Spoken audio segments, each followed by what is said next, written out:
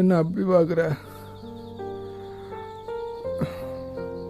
உனக்கு என்னப்பா, பெரிய வீட்டு நாய், அழகான பேர் வச்சு கூப்பிடுவாங்க. ஆனால் எனக்கு அப்படி இல்லையே.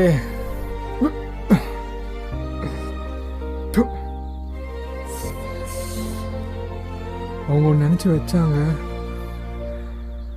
ஆனால் என் கூட இருக்கிறவனுங்க ஒன்று நினச்சி கலாய்க்கிறானுங்க.